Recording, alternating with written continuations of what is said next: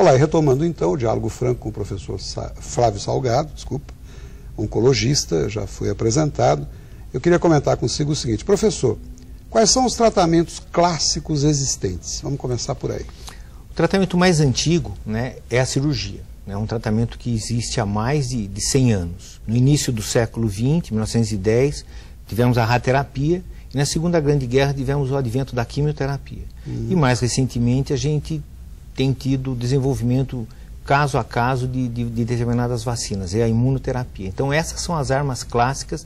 Cada tumor, cada situação exige um tratamento em maior ou menor intensidade. Então existem tumores que não se faz radioterapia, existem tumores que não são operados, existem tumores que não fazem químio. Então isso daí fica a critério do profissional especialista que está avaliando o paciente.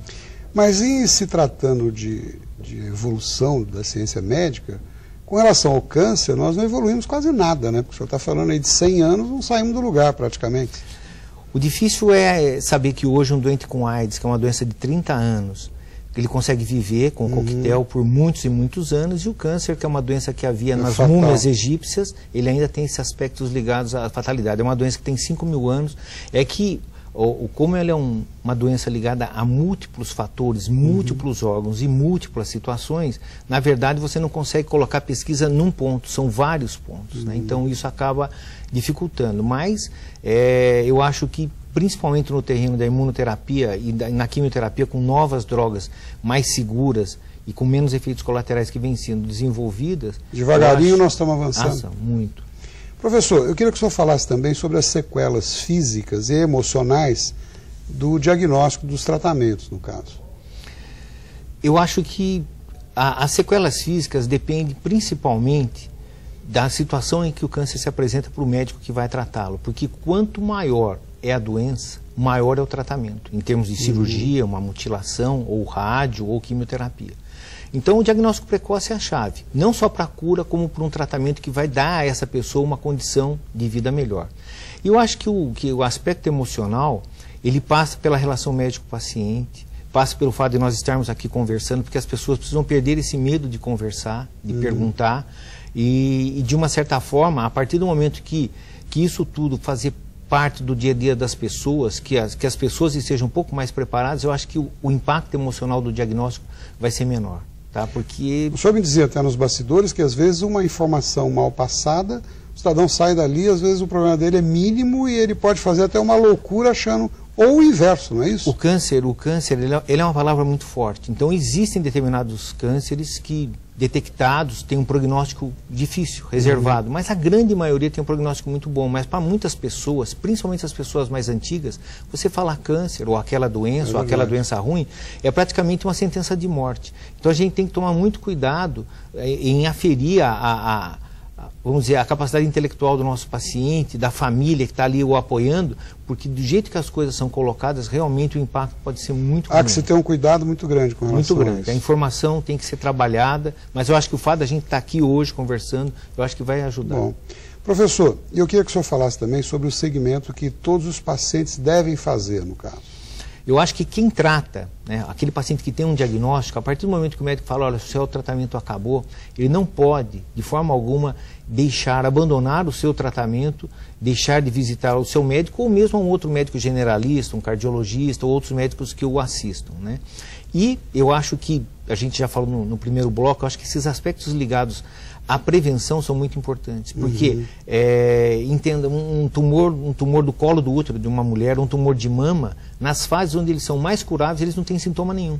Então, quando uma mulher chega e fala, doutor, achei um caroço na minha mama, se ela tivesse vindo ao médico e feito uma mamografia, talvez ela tivesse detectado aquilo 3, 4 anos antes. Mesma coisa no câncer do colo do útero e outros tumores. A gente tem que estar atento aos sintomas e sinais, sangramentos, algumas coisas que não são do dia a dia. Uma ferida que não cicatriza, um caroço, né? Um homem tem um caroço no pescoço, ele olha o filho, olha e fala, mas ninguém tem esse caroço, então aquilo é uma coisa diferente. Se não tem no colega do trabalho, vamos ver o que é isso. Muito bem.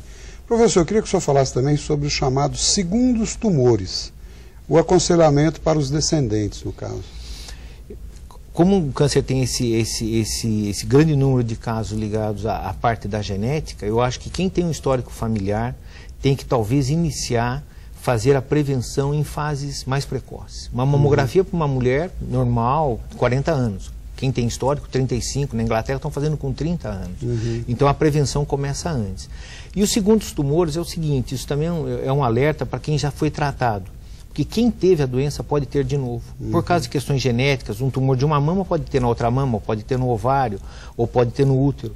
Então, e esses segundos tumores, eles têm uma matriz genética, mas muitas vezes os próprios tratamentos, quimioterapia, podem induzir a alterações em outros tecidos.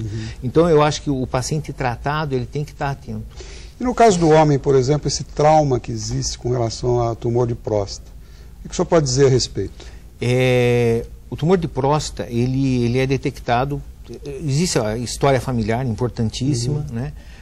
Existe a história que você tem com o seu paciente que você trava. A questão toda está ligada ao toque retal. O câncer de próstata, existem exames de laboratório que nos ajudam, mas o toque retal ele é muito importante. É que tem que haver um certo aspecto de desmistificação, porque de uma certa forma, o toque retal, ele de forma alguma vai tirar a virilidade do homem, qualquer coisa assim. O homem não precisa se sentir diminuído pelo fato de ser examinado. Agora, cabe ao profissional médico desenvolver durante a consulta essa cumplicidade. Eu posso dizer que em quase 30 anos de exercício profissional, nunca nenhum paciente recusou o toque, desde que corretamente explicado, desde que corretamente exposto os objetivos. Agora, o que você não pode é numa consulta de 10 segundos chegar e falar para o paciente, nós vamos ter que fazer um toque, o cara não vai aceitar. Então você tem que explicar, né? Você tem que, eu acho que o fato de você expor, ele aceita e colabora. Professor, eu vou pedir mais um minutinho de licença aos nossos telespectadores e ao senhor, a gente vai para um breve intervalo e já volta. O problema é que esse programa nosso com o senhor, a gente tem que pré-agendar um segundo aí, porque o assunto é importante e muito amplo. Mas eu acho que da forma que o senhor está colocando, está bem claro para os nossos telespectadores. Eu peço um minutinho de licença, já voltamos, até já.